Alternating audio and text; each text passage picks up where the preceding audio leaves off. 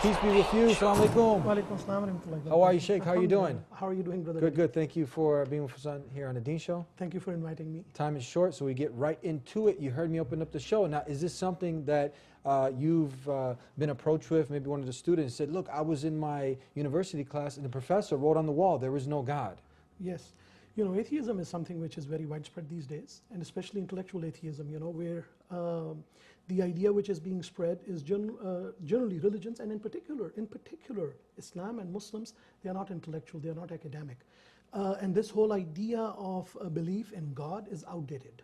It's something which doesn't fit with the modern times because science has disproved God. And especially when students go in an academic environment in universities, even in high schools, this is on the rise. They find that there are increasingly a greater number of scientists who are teaching, who are their professors. They don't believe in God. And a lot of the young minds, they get very influenced by these people that, you know, if this person has a PhD from, you know, one of the Ivy Leagues or one of the top schools and he's so intelligent, he's so smart, how come he doesn't believe in God? So this really gets to some people. And it's very important that we understand some of the very basics of it, like atheism appeals to reason. And we can show, and modern science has shown, that by appealing to reason, at the same time, there are some very strong and convincing arguments against atheism and for theism. In other words, for the belief and existence of God. Mm-hmm. And I'm just talking about at that level, not even, you know, the elements of Tawheed and other elements. Now tell us, look, the people are seeing this basketball. You know, we know that we're from here in Chicago, and the Bulls are in the playoffs, I believe. Right. Are you a Bulls fan? Right? I don't watch much sport. I don't watch much. But people are thinking, why do they have a little ball, almost like a mini basketball, on the Dean Show? Are we going to be talking about the Bulls or? I'll explain a concept of physics of cosmology using this ball. Okay, so we're going to get to that later. Yes. Now tell us, you said something reasonable. But when we look at it, it seems like something so irrational, because how can something come from nothing? Right. So how can someone claim that? I understand that in a lot of these irrational religions that are man-made, but when you compare it to Islam, it just makes sense. So do you think a lot of these professors, they became agnostic atheists because of all the man-made religions that just don't make sense? That's an excellent point. That's one of the reasons why some of them lose their faith, is because when you know, whatever their belief system is, it just doesn't make sense. So that's one aspect of it. But then they also discredit Islam because they see Islam as also a theistic religion. It's a religion which talks about belief in God. That's what it is based on a single one supreme being. And in their mind, they believe that there is a scientific explanation for everything. Why do we need belief in God? That's how they appeal to reason. And they don't even explore the evidences for Islam. So we need to kind of meet them where they are and show them how reason does not go against belief in God, and how we have some very strong reasons. And the one which I want to in particular talk about is known as the fine-tuning argument. It's from modern cosmology. It's very well studied, and in particular it has been developed over the last few hundred years based on cosmology, based on our findings of the universe. And the beginnings of the universe, and how the universe is expanding, and how the universe is headed towards some end and some goal. So that's what you're going to give us. When we come back from the break, you're going to break it down, how someone can go ahead and talk to an intellectual academically and give some of these. I'll throw some pointers in there. Some pointers in there. Yes. You've heard it here on the Dean Show, tackling it's called the new atheism? The new atheism. Don't worry about it. We got it here on the Dean Show. Don't go anywhere. Back here on the Dean Show, and like I said, don't worry about it. We got it here on the Dean Show with my guest. You're going to give some refutation, some arguments. Please take it away. Okay, so what we have is basically what is known as the fine-tuning argument. This is based on some of the ancient arguments which philosophers used to give, and which were adopted by several religions for the existence of God. In the simplest terms, it's known as the design argument, the argument by design, in which, you know, a person doesn't have to know a lot of science, a person doesn't have to know a lot of mathematics. They definitely don't need to be a cosmologist. There are about 1,000 in the world today. All they need to do is look at the sun, the moon, and the stars and say that they cannot be here without, all of these things, they show a grand design. The way the sun is, the way the moon is, and the precision with which they rotate, and the precision with which they, the day comes and the seasons come. There is a design to everything. And they say that if there is a design, there must be a designer. So this is the simplified version of the argument. But now when we come to science, we see that all everything which takes place. And all our modern technology is based on that science.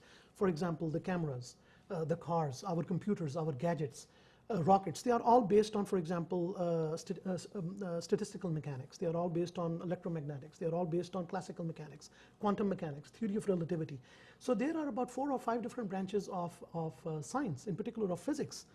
And there are some fundamental equations, mathematical formulas, which describe all of what we see in the nature, what we observe, and what we can test in the lab, as well as all the technology which we see. It's all based on some of these fundamentals of science, which can be defined by some equations. So there are 3 aspects over here of what is called as the fine-tuning argument.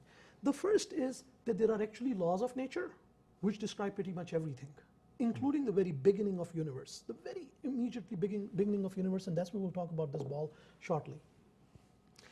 The second aspect is that outside of these equations, and if somebody doesn't know what an equation is, think of it like this: 4x is equal to y square. Basic algebra. Of course, these equations are way more complicated, but that's an equation, example of an equation, of a mathematical equation. The number 4 is known as a constant in this equation. It's a number, that's all. It doesn't change. It's not a variable. Just like this, there are certain constants in nature. For example, the speed of light. It doesn't matter if you are on the sun, the moon, or if you're in a different galaxy, or if you're anywhere in the universe, the speed of light is a constant. It stays the same. The same thing goes for subatomic particles, the ratio of the electron and the proton mass, the charges. So there are certain things like this that are constants, that are fixed, that don't depend on anything. And there is no reason why they are what they are. Here's the important thing. There is no reason why they are what they are. They are fixed. That's the second aspect. And I'll talk about the fine-tuning. I still didn't get there. There is a third aspect, which is what is known as the initial conditions. So when the universe started 15 to 20 billion years ago, that's the modern estimate, there were certain conditions that were set in the beginning. Okay? So for example, this ball is at a certain distance from the table. It has a certain weight. So these are the initial conditions. It's not moving right now, right? But these are sort of the initial conditions as to where it is and why it is right now. So there are certain conditions which describe it. The ball doesn't have to be over here. It could be down here. It could be a bigger ball, right? So these certain initial conditions are also arbitrary. There is no reason why they are what they are, okay?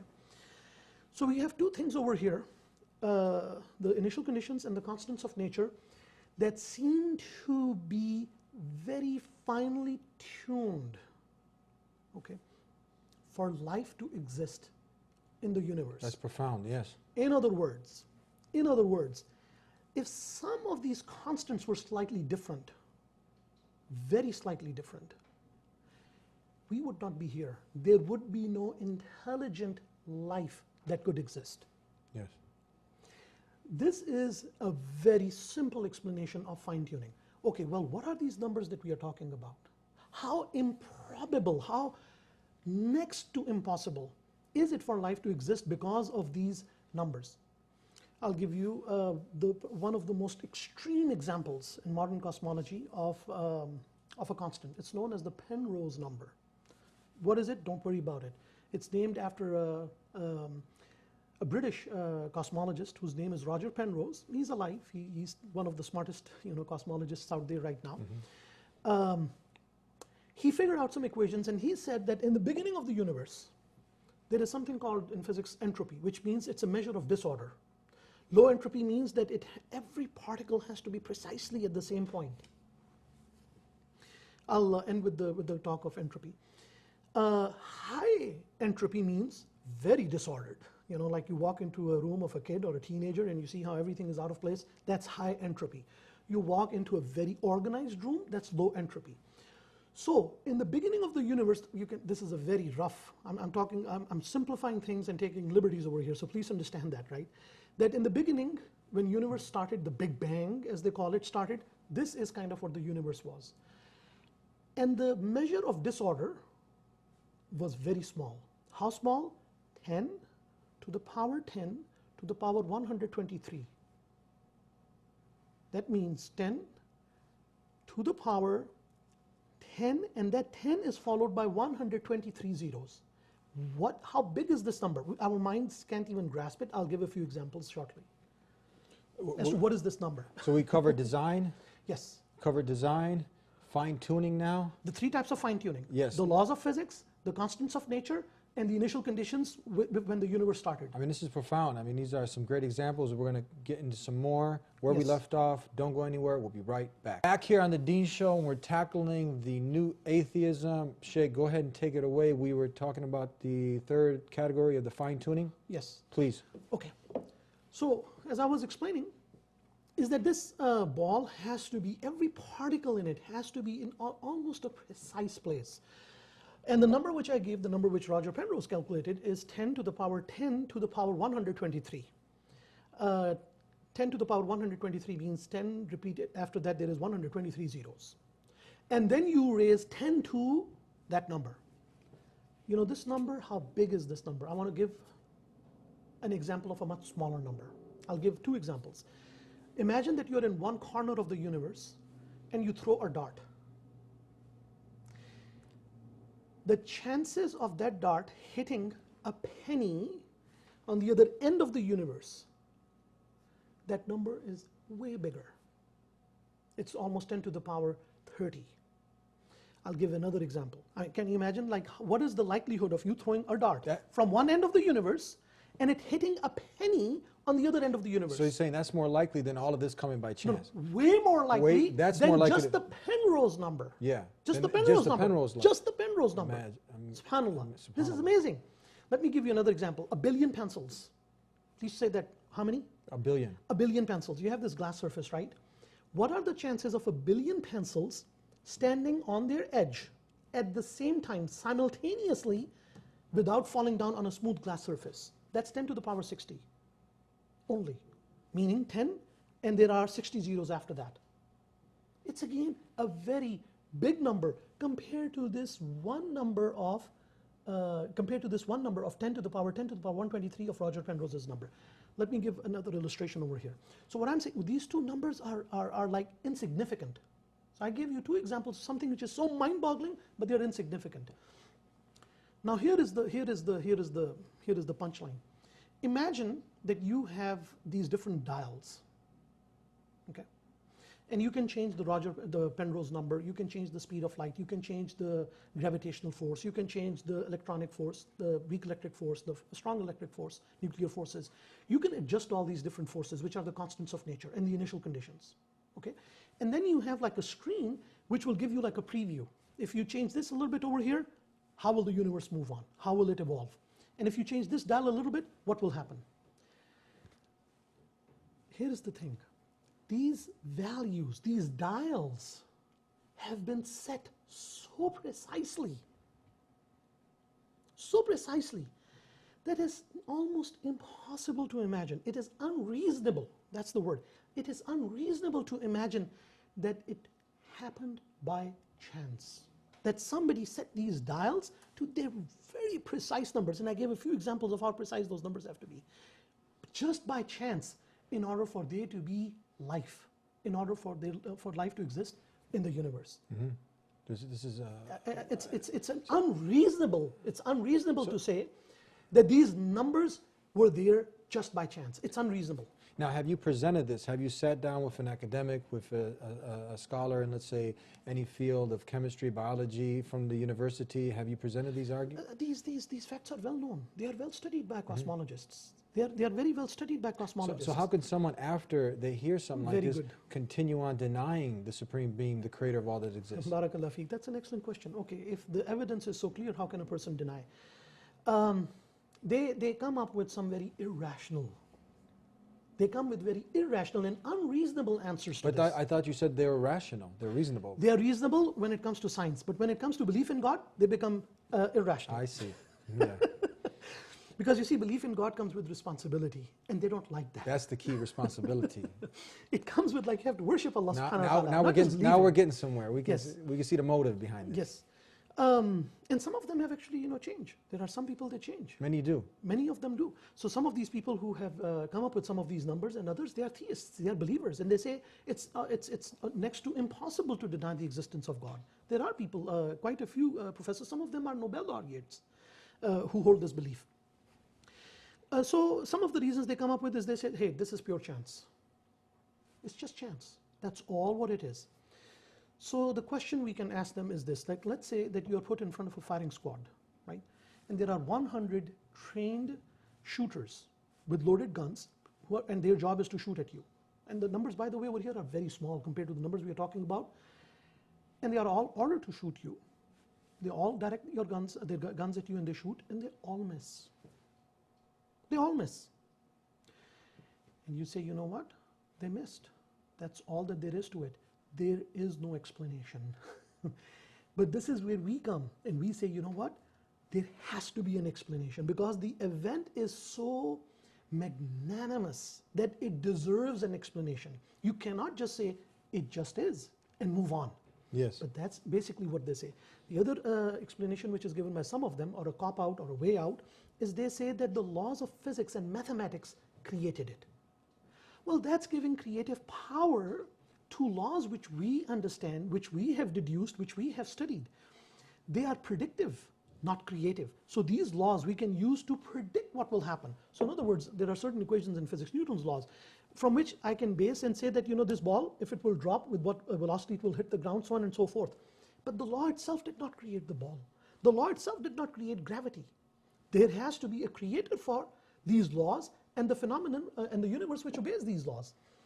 Then they come up with a third answer as well. It's also very disingenuous. It's what they say is that, you know what, we are, and this requires actually a greater explanation, but at least I will mention it for the sake of, just for completeness. They say that our universe is not the only universe. We are one part of a multiverse. Well, why do they come up with multiverse? Where does this idea even come from? So what they say is that, you know what, we are basically like the winners of a cosmic lottery, right? Let's say that there is 1 in 10 million chance, but someone wins the lottery. Mm-hmm. But there is a 1 in 10 million chance, but someone wins the lottery. So think of it like there is some sort of a universe generating machine which is pumping out universes, balls, every ball is a universe. We just happen to be the ball which had the right conditions, and we developed to come back and say, you know what, this is amazing, there is life over here. Do you want me to give you a very simple answer to this? Please, go ahead. Here is the problem. There are several problems. One major problem. We are in this ball, right? This is our universe. We are making an assumption over here, and this is very unscientific, that there are all these other multiverses next to infinite universes, which they call multiverse, in which life does not exist, but by definition, they cannot be studied scientifically. Mm-hmm. We cannot even study them. We cannot even ever, by definition, know whether they exist or they don't exist. And that's very unscientific. Yes. So to disprove God, they come up with these, or to not accept God, they come up with these very unreasonable explanations. Here, I'll give another thing. There is actually a theorem in cosmology which says, even, subhanAllah, this is amazing, even if there was a multiverse, it must have a beginning. Yes. Even if there were infinite number of multiple universes, there must be a beginning to them. SubhanAllah. So heads or tails, fine-tuning wins. Heads or tails, God wins. Allah subhanahu wa ta'ala wins. You cannot escape this clear evidence which is out there unless you become unscientific and unreasonable. Unreasonable, definitely. Yes. Thank you very much for helping us tackle this topic. I know the time was short, but hopefully you got some very good points out there for the sincere person. You got to be sincere. Absolutely. Seeking the truth. Hopefully this will resonate, and we'll see you next time, inshallah. Inshallah. Thank you so much. Thank you very much for Peace having be me. with you. Thank you. you. And thank you for watching the Dean Show. Now, the same way, if you were playing ball and the person asked you where'd that ball come from, you wouldn't just say from nothing. Or if you were on the beach and you were just playing some beach volleyball and you went on the sand and you saw like, what's this? And you ended up seeing an iPhone, what is it, 6? And you blew off the sand and you picked it up, you wouldn't just think it came from nothing, would you? No, you wouldn't, silly. Now, that's the thing that we have to really ponder over. These are things that are just evident, self-evident, and it's in our very nature to believe. But it goes against our nature to believe in a lot of these man-made religions that start to worship a stick, a stone, the sun, the moon. So definitely we say what the atheist says in a sense when we declare that there's nothing worthy of worship. There's no God except the one true God, the creator of all that exists. So Jesus is not God, nor did he ever claim to be God. Muhammad is not God. None of the creation is God except the one who created creation. And that makes sense. Look into it some more. Watch us here on the Dean Show. Subscribe if you haven't already. And we'll see you next time. Until then, peace be with you.